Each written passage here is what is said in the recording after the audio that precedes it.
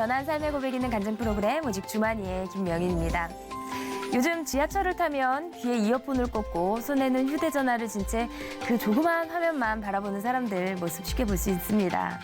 이런 모습을 보면 타인의 말을 듣기도 싫고 이웃의 삶에는 관심조차 두지 않는 현대인의 모습을 보는 것 같습니다.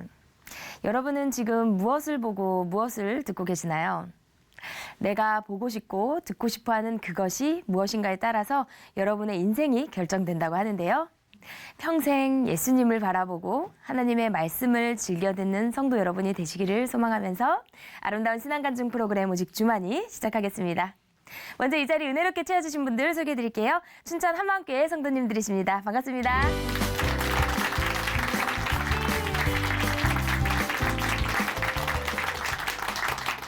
오늘 오직 주만이에서 소개해드릴 첫 번째 출연자는요. 자신의 삶의 모토가 너는 너, 나는 나.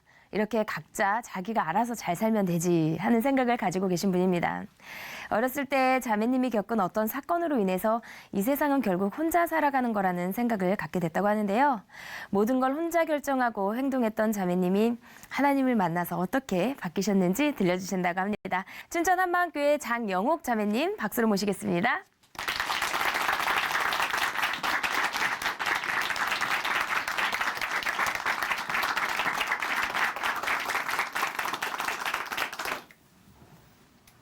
안녕하세요. 춘천 한마음교회 장영욱입니다.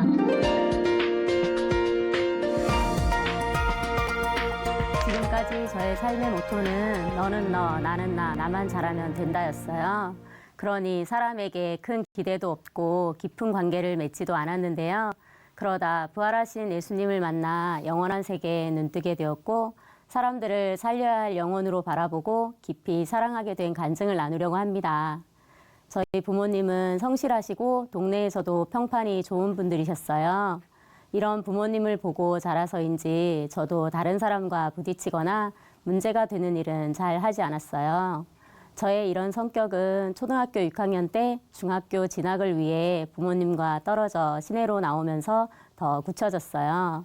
낯선 환경에서 저의 주장을 하는 것은 쉬운 일이 아니었어요. 한 번은 중학교 때 홍역이 유행한 적이 있었어요. 언니들은 학교에 가고 혼자 집에 있었는데 마당에 나왔다가 갑자기 기절을 해버렸어요. 시간이 얼마나 지났는지 모를 정도로 기절했다 깨어나 보니 혼자 햇빛이 쨍쨍 내리쬐는 마당에 누워있더라고요. 그 순간 어린 제 마음에 세상은 결국 혼자 살아가는 것이구나 라는 생각을 하게 되었어요. 형제 자매가 있었지만 각자의 생활을 책임지고 챙겨야 했기에 많은 시간을 같이 보내지는 못했어요. 학교가 끝나고 집에 와도 잔소리할 사람이 없으니 대부분의 시간을 TV를 보면서 지냈고 그때부터 혼자 있는 게 편했던 것 같아요. 단짝 친구도 없었어요. 저를 절친이라고 생각했던 친구들은 저의 이런 무심한 성격으로 인해 상처를 받기도 했는데요. 대학을 졸업하고 10여 년이 지난 후에 SNS를 통해 연락이 닿게 된 친구가 갑자기 제 결혼식에 못 가서 미안하다고 하는 거예요. 그 친구는 제가 결혼 전 서울을 떠나 지방으로 가면서 연락도 잘 안 하고 무심한 제가 섭섭했고 그래서 제 결혼식에 안 왔다고 해서 정말 놀란 적이 있어요. 전혀 생각지도 못했던 말에 그 친구에게 너무 미안했어요. 저는 어떤 한 가지 일에 푹 빠지는 일이 없었어요. 도전적이거나 진취적인 일도 별로 좋아하지 않았어요. 고등학교를 진학할 때 명문 고등학교를 가고 싶었지만 가정 형편에 맞추어 더 낮은 학교에 장학생으로 진학했어요. 그 학교는 2학년 때 인문계와 실업계로 나눠지는 학교였어요.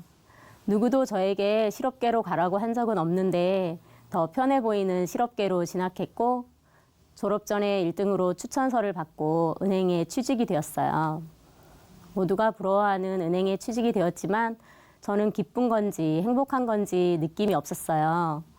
근무를 하면서도 즐거운 게 아니라 실적 부담으로 스트레스가 쌓였어요.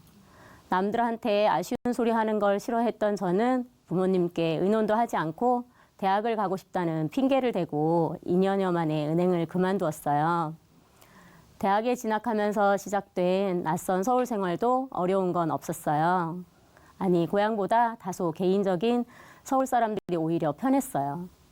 그 후 남자친구를 사귀게 되었는데 저와는 성격이 완전 다른 사람이었어요. 공무원 시험을 3번이나 합격할 정도로 의지가 강한 사람이었고 그런 모습이 너무 카리스마 있어 보이더라고요. 이 사람과 결혼하면 저 대신 다 알아서 해줄 것 같았어요. 7년 후 우리는 지고지순한 수뇌보를 인정받으며 결혼하게 되었어요. 첫째를 낳은 지 얼마 되지 않아 갑자기 남편은 다니던 직장이 적성에 맞지 않는다고 힘들어했어요. 급기야 이직을 위해 공부를 하고 싶다고 하더라고요. 생활이 여유롭거나 넉넉한 것도 아니었는데 그냥 그러라고 했습니다. 합격한 후에도 멀리 떨어진 도시에서 1년 동안 교육을 받아야만 했는데요. 제가 생계를 꾸려야 했기에 생후 6개월 된 딸을 야간 어린이집에 맡기고 학원 강사 생활을 시작했어요. 불평이나 원망 같은 생각도 없고 그냥 그렇구나, 이게 그냥 내 삶이구나 하며 살았습니다. 둘째가 만삭이 되어갈 때 남편에게 해외 연수의 기회가 찾아왔어요. 남편은 제 눈치를 보며 망설이고 있었는데요. 제 삶의 모토가 너는 나, 너는 너, 나는 나였잖아요. 쿨하게 보내줬습니다. 그렇게 떠난 남편은 둘째가 100일이 다 되어 돌아왔습니다. 평범한 일상이 반복되다 보니 마음이 무딘 저에게도 어느 날부터인가 왠지 모를 허전함과 외로움이 찾아와 전보다 더 무의미하게 시간을 보내게 되었어요. 세상에 이끌려 로봇처럼 살아가는 제 모습이 뿌리도 없이 죽어가는 나무 토막 같더라고요. 그래서 허전한 마음을 채워보려고 교회에 나가려고 마음을 먹자 예상치 못한 남편의 반대에 부딪혔어요. 그때부터 남편과 마음의 벽을 쌓기 시작했던 것 같아요. 유일한 탈출구라고 생각했던 교회로의 발걸음도 차단당하자 저는 거의 자포자기 심정으로 살았어요. 세상에 떠밀려 살아가던 저는 점점 지쳐가고 있었어요. 저는 집안일도 미뤄놓고 오전 내내 멍하니 TV를 보거나 잠에 빠져들었다가 허겁지겁 출근하곤 했어요. 생필품을 사러 마트에 가는 일 빼고는 아무것도 하지 않았어요.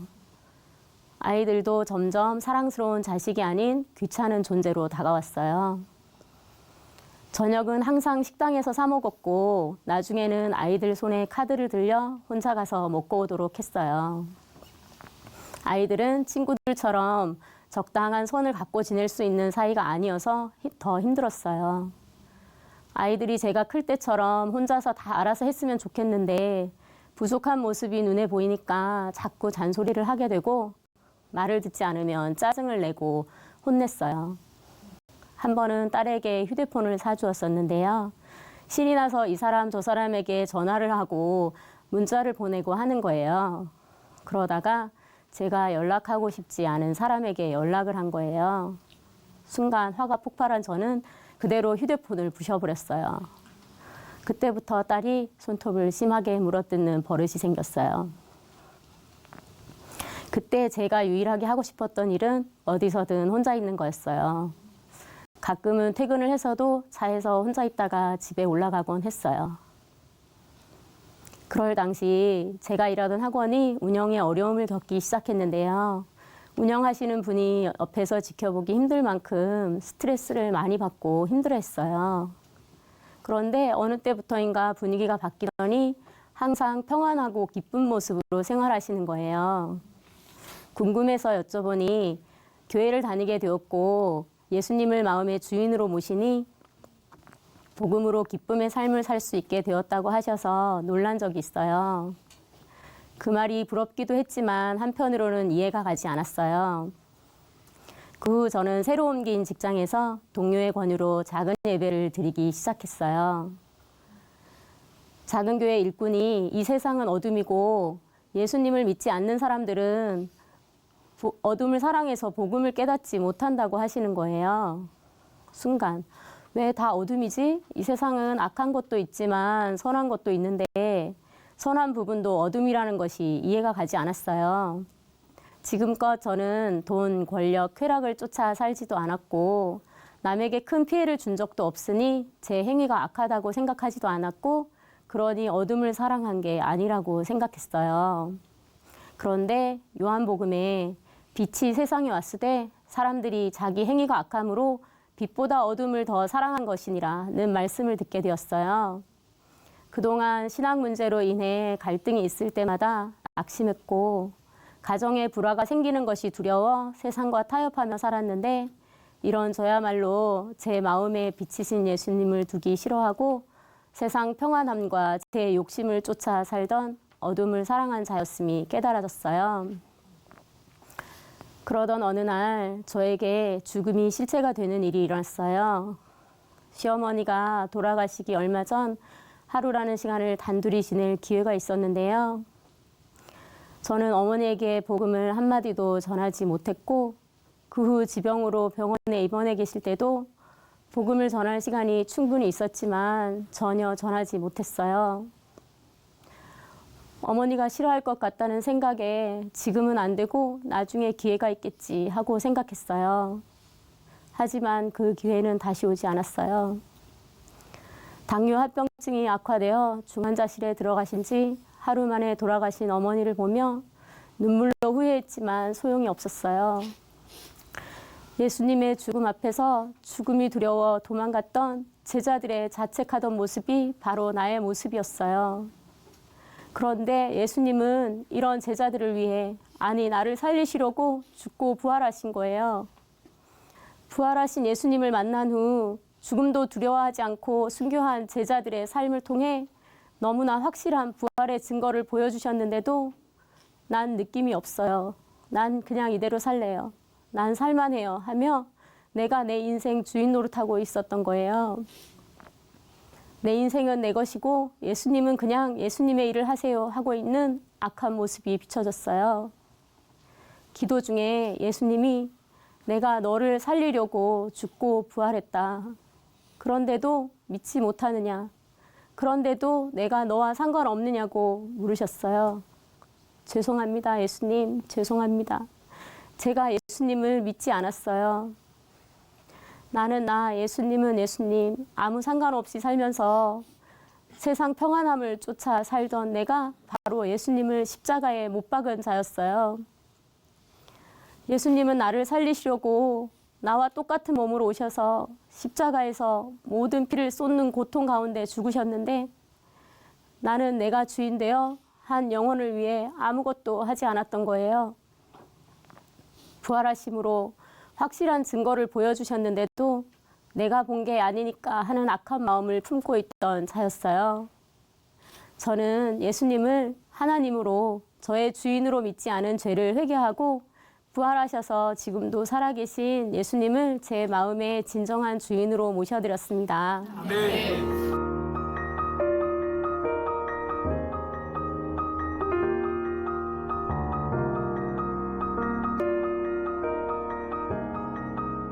그 후 제 삶이 변화되기 시작했는데요.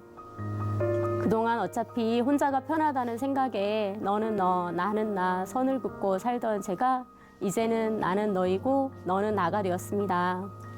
부활하신 예수님을 주인으로 영접한 공동체는 예수님이 머리시고 공동체 지체들은 한 몸인 것이 너무나 확실해졌습니다. 네. 한 몸 된 공동체 지체들에게 마음을 터놓고 삶을 오픈하게 되었고 예수님의 보혈로 한 생명이 된 지체들과 삶을 함께합니다. 저는 지금 주말 부부로 지내고 있는데요. 부활이라는 영화가 춘천에서 상영이 안 되어 작은 교회 식구가 모두 함께 남편이 있는 도시로 영화를 보러 간 적이 있어요. 영화를 보고 나서 다 같이 남편의 숙소를 습격했는데요. 예전 같으면 남편의 반응이 걱정되어 엄두도 못 냈을 일이에요. 저의 주인이신 예수님께 모든 염려를 맡기니 기쁨이 넘치는 교제가 되었습니다. 그리고 저는 그동안 다른 사람과 깊은 감정 교류하는 것을 불편해하고 공감도 잘 하지 못했었는데요. 한 번은 새벽 기도 때 힘든 일을 겪고 있던 자매를 위해 기도하는데 지체의 아픔이 저에게도 임했고 눈물로 기도했어요. 그리고 제가 일하는 직장은 업무가 밤 10시가 넘어서 끝나는데요. 지체의 할머니가 돌아가셨을 때 작은 교회 식구가 모두 함께 폭우를 뚫고 강릉까지 장례식장에 가기도 했어요. 돌아오는 차 안에서 복음으로 기쁨 가운데 교제를 나누며 춘천에 돌아오니 새벽 4시가 넘었더라고요. 예전에 저라면 무모한 일이라 생각하고 아예 시도하지 않았겠지만 이제는 부활하신 예수님이 저의 주인이시니 주인이 원하시는 것을 따라갑니다. 네.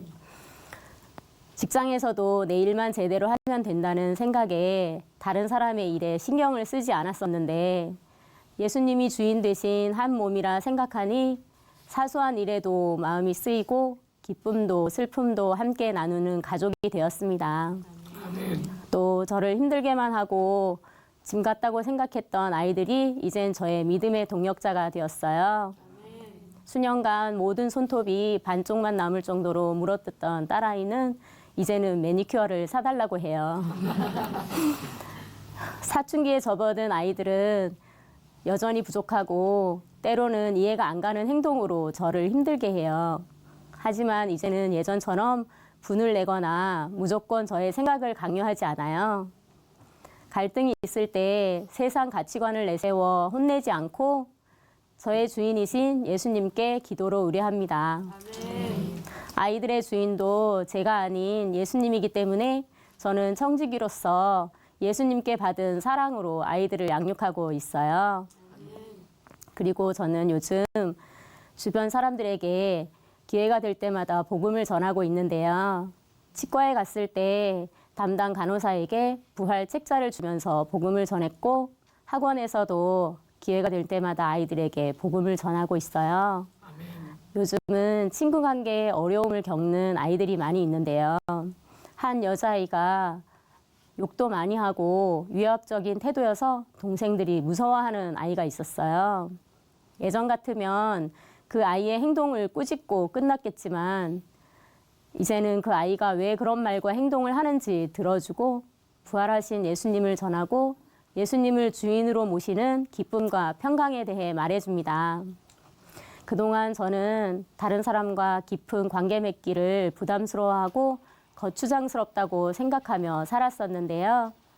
이제는 부활하신 예수님이 저의 주인이시니 예수님의 마음으로 사람들을 바라보게 되었어요. 한 사람 한 사람이 살려야 할 귀한 영혼으로 여겨집니다. 남은 삶 부활하신 예수님을 만난 후 복음을 전하다가 순교한 제자들처럼 복음으로 영혼을 살리겠습니다. 감사합니다.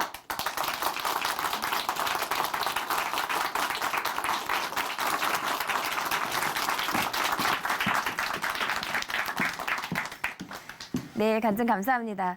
그동안 다른 사람과 관계 맺기를 부담스러워하셨던 자매님이 이제는 먼저 사람들에게 다가가서 복음을 전하신다고 하셨는데요. 우리의 연약함을 도우시는 성령의 인도하심대로 따라가다 보면 우리 인생 가운데 늘 함께 하시는 하나님을 경험하게 되는 것 같습니다. 오늘 귀한 간증 말씀 나눠주셔서 감사합니다. 다시 한번 자매님께 박수 보내드릴게요.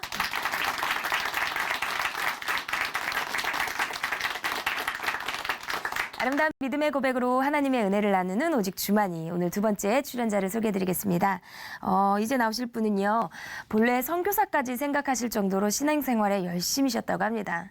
그런데 이 형제님의 주변의 환경과 상황에 따라서 그 마음이 요동을 쳤다고 해요. 그랬던 형제님이 부활하신 주님을 만나서 흔들리지 않는 믿음 갖게 된 이야기 들려주신다고 합니다.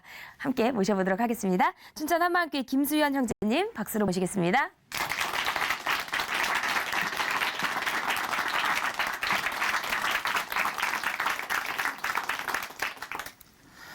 안녕하세요. 춘천 한마음교회 김수현입니다.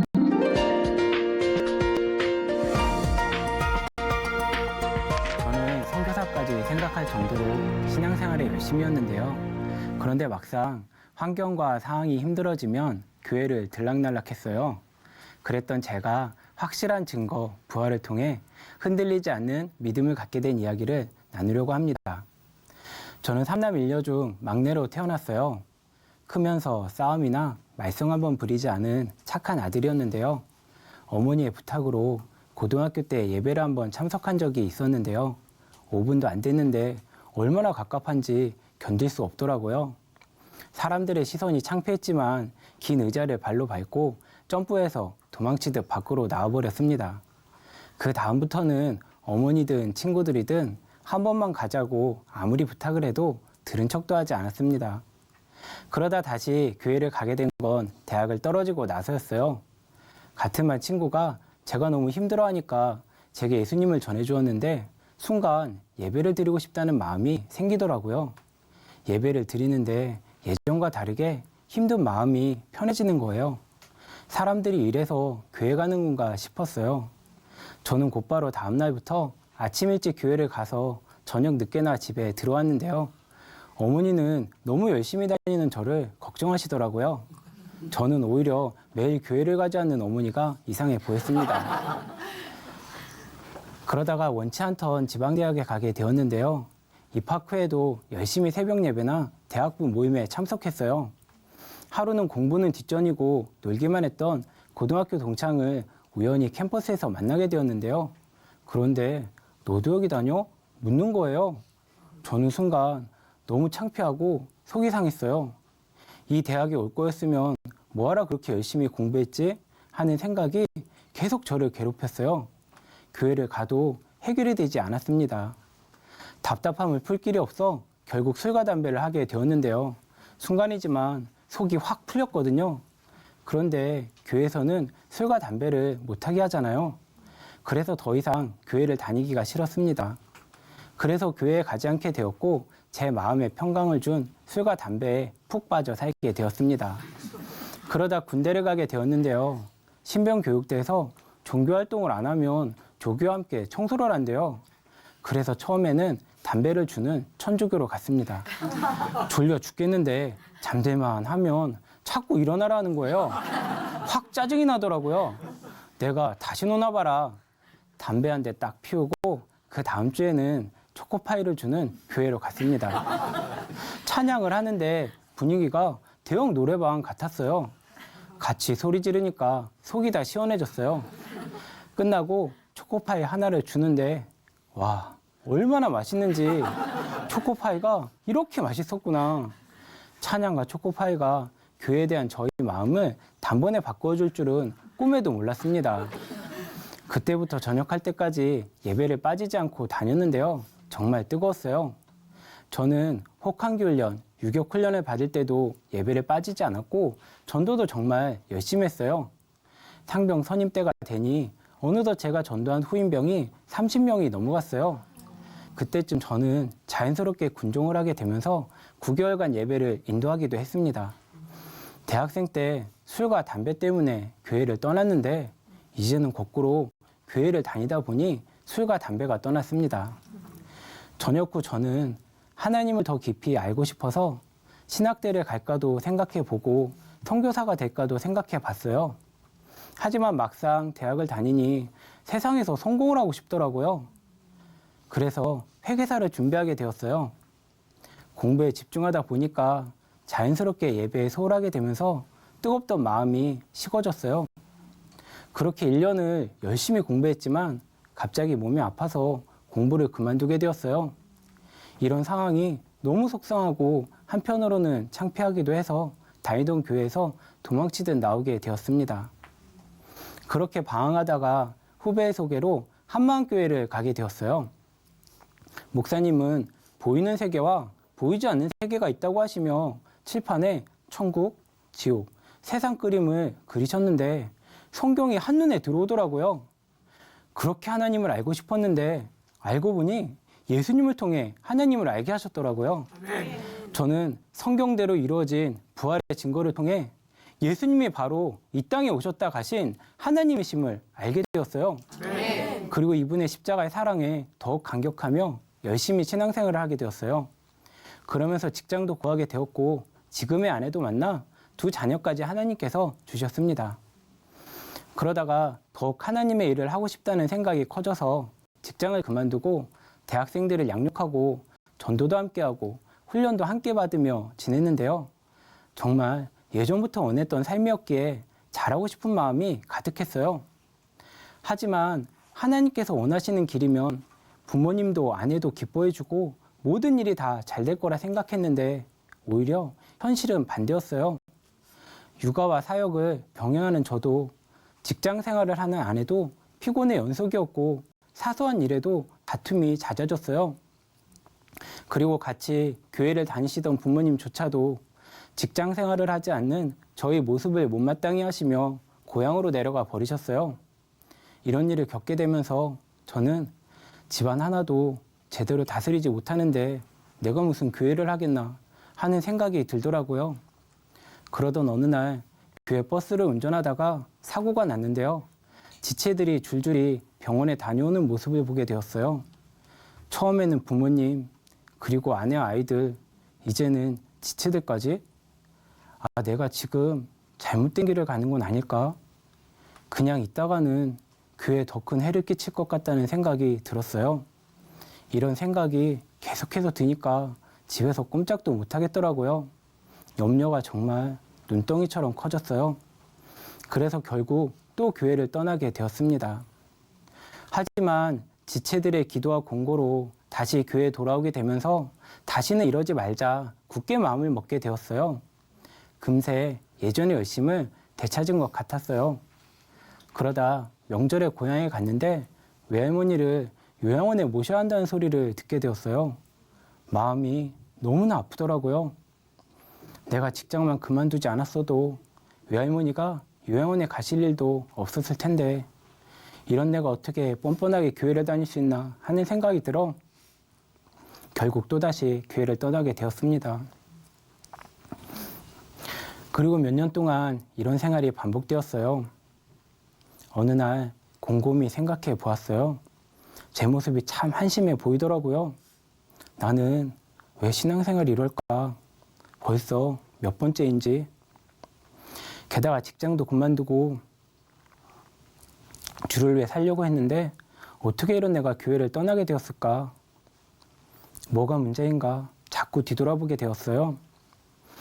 아무리 생각해 봐도 해결이 되는 것은 없는데 자꾸 생각이 드니 정말 미치겠더라고요.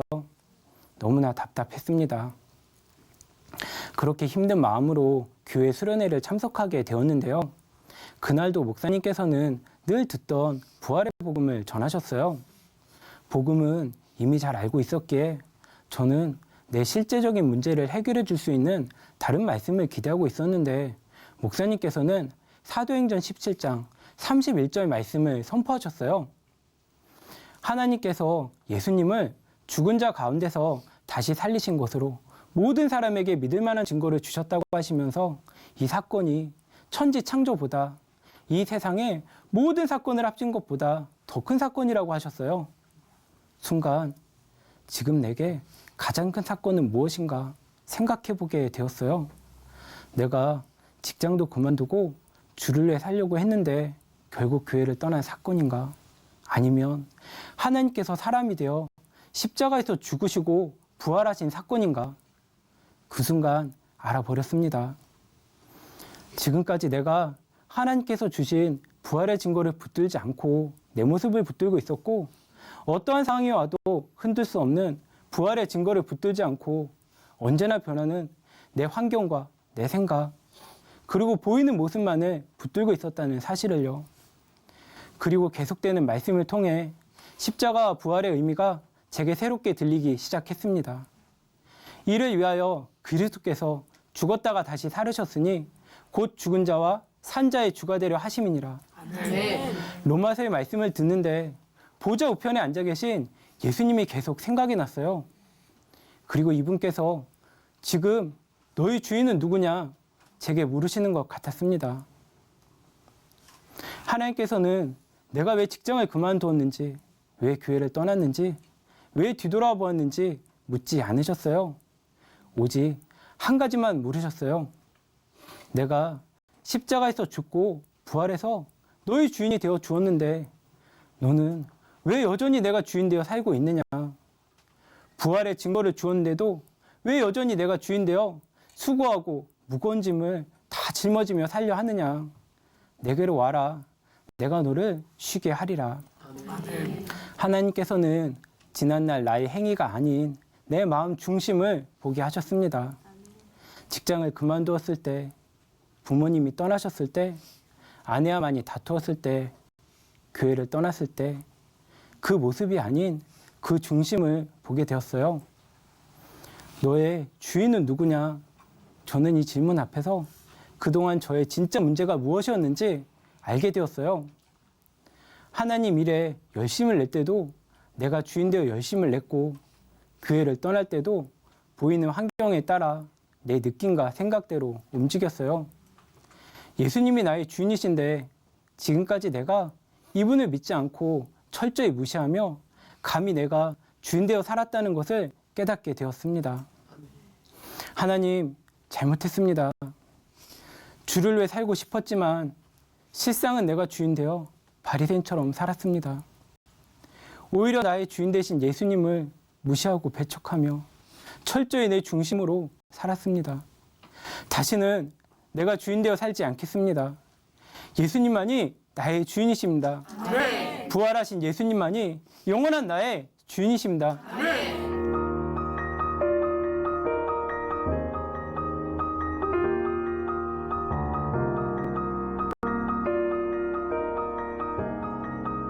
예수님을 나의 주인으로 믿은 후 저희 상황과 환경은 달라진 것이 없었지만 하나님께서 주신 흔들리지 않는 부활의 증거를 붙들게 되니 제 마음의 요동함이 없어졌어요.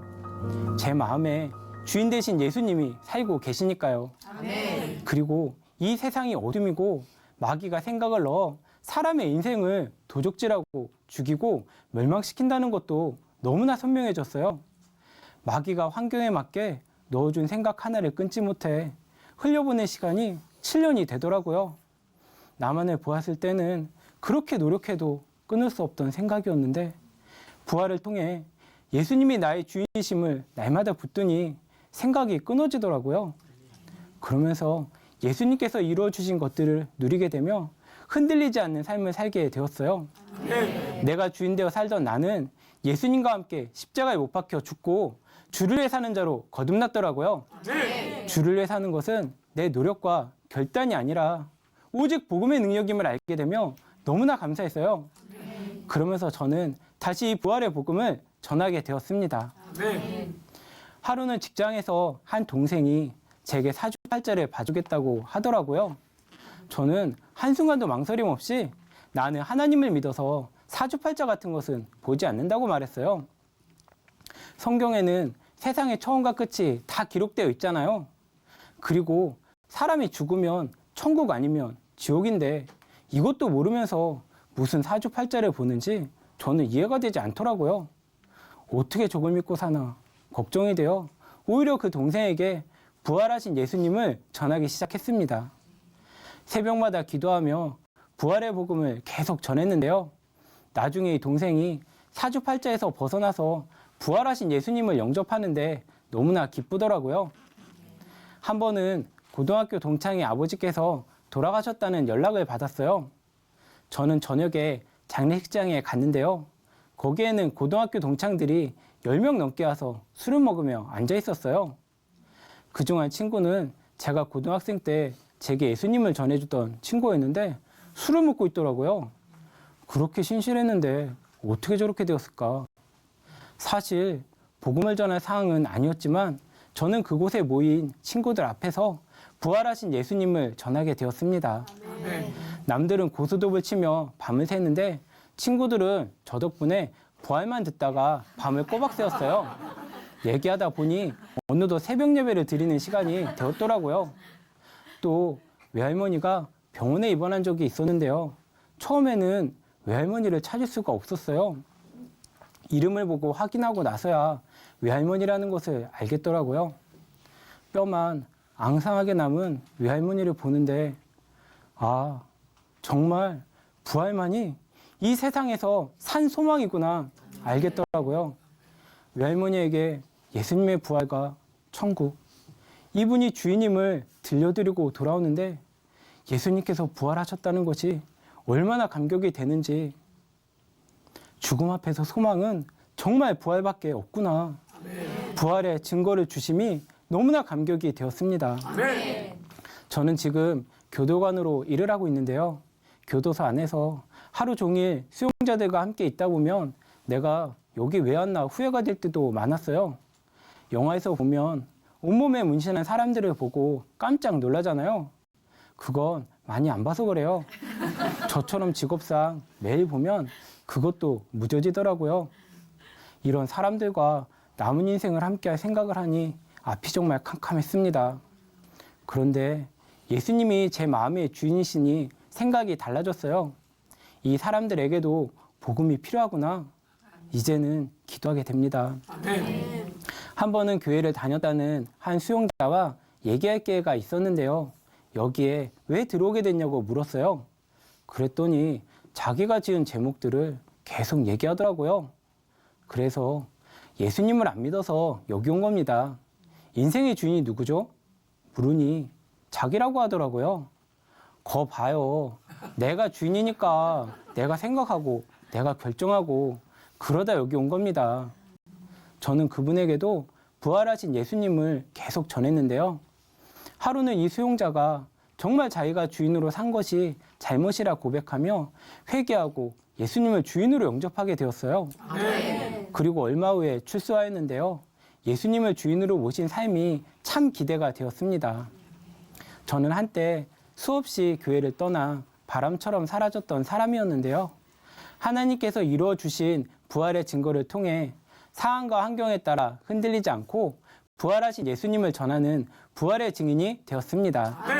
저에게 부활의 산 소망을 주신 예수님께 감사하며 공동체와 함께 이 기쁜 소식을 계속 전하겠습니다. 부활하신 예수님은 나의 주, 나의 하나님이십니다. 감사합니다.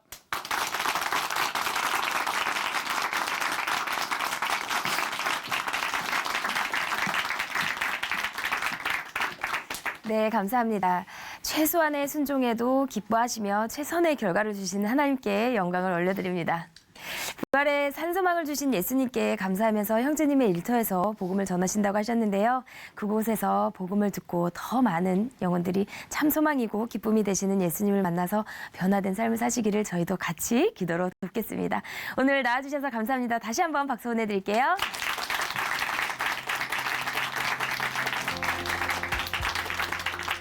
하나님으로 인해 변화된 삶의 고백 있는 간증 프로그램 오직 주만이 오늘은 여기까지입니다.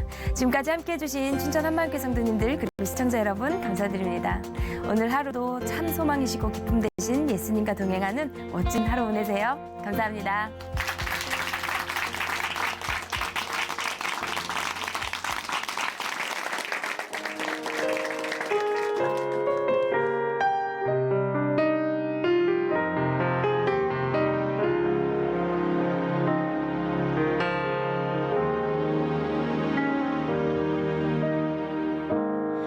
아무 생각 없이 노래가 좋았지.